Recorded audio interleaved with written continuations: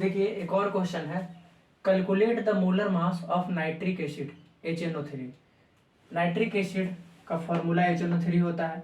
इस nitric acid का आपको मोलर मास निकालना है। तो मोलर मास होता क्या है, देखिए मोलर मास जो होता है ना, किसी भी सब्सटेंस का अगर आप मोलर मास निकाल रहे हैं तो उस सब्सटेंस का एक मोल का जितना भी मास आएगा वही मास तो कहलाएगा मोलर मास। ठीक है ना। तो mass of one mole of that substance, ठीक है ना। किसी भी सब्सटेंस का आप मोलर मास निकाल रहे हैं तो उसका मोलर मास कैसे निकलेगा, तो उस सब्सटेंस का जो एक मोल का जो मास होगा वो कहलाएगा मोलर मास। और एक मोल का मास है तो जाहिर सी बात है ग्राम में होगा, बड़ा वैल्यू होगा। ठीक है। तो अच्छा, ग्राम मोलर मास को हम लोग यूनिट जो देते हैं इसको किस यूनिट में लिखते हैं, जैसे डिस्टेंस का मीटर। ठीक है ना। उसी तरीके से मोलर मास का भी यूनिट है, उस यूनिट को बोलते हैं ग्राम पर मोल। तो इसका यूनिट क्या होता है मोलर मास का, ग्राम पर मोल। ठीक है।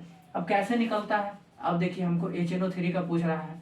तो मोलर मास ऑफ HNO3, तो कुछ नहीं करना, आपको सारे इंडिविजुअल एटम्स का मास निकालकर उसको आपस में जोड़ दीजिए और जोड़कर लास्ट में उस मास के साथ आप ग्राम पर मोल लगा दीजिए, निकल जाएगा उस सब्सटेंस का मोलर मास।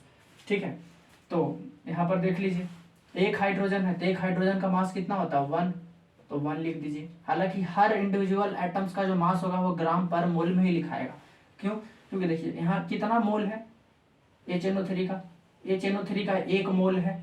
तो 1 मोल HNO3 में कितने हाइड्रोजन के एटम्स हैं, तो 1 मोल हाइड्रोजन के एटम्स हैं। ठीक है।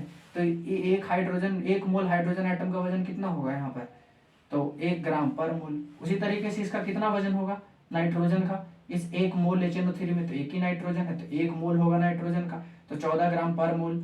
1 मोल HNO3 में कितने मोल ऑक्सीजन एटम है, तो 3 मोल ऑक्सीजन एटम है। ठीक है ना, 3 मोल, क्योंकि 3 है ना यहाँ पर। तो इसका वजन कितना हो जाएगा, 1 मोल का हो जाता है आपका 16 ग्राम पर मोल, तो 3 मोल का कितना वजन होगा 48 ग्राम पर मोल। ठीक है। तो देखिए अब तो उतना नहीं, आप सिंपल इंडिविजुअल मास लिखकर लास्ट में ग्राम पर मोल लिख दीजिए, वो तो आपको बतला दिए कंसेप्ट के लिए। देखिए तो एक हाइड्रोजन का मास 1, नाइट्रोजन का मास कितना होता है 14, ऑक्सीजन का मास कितना होता है एक ऑक्सीजन एटम का 16, लेकिन 3 ऑक्सीजन एटम है तो 3 से मल्टीप्लाई करना पड़ेगा।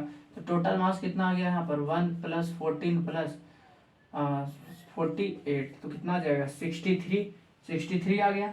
लास्ट में यूनिट क्या लगाना पड़ेगा, ग्राम पर मोल। ग्राम पर मोल मतलब 1 मोल का वजन होगा इतना ग्राम।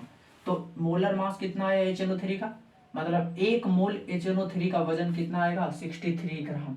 ठीक है। तो 1 मोल का 63 ग्राम वजन होगा ग्राम पर मोल, कि हर 1 मोल में आपका HNO3 में 63 ग्राम होगा। तो मोलर मास निकल गया HNO3 का कितना 63 ग्राम पर मोल।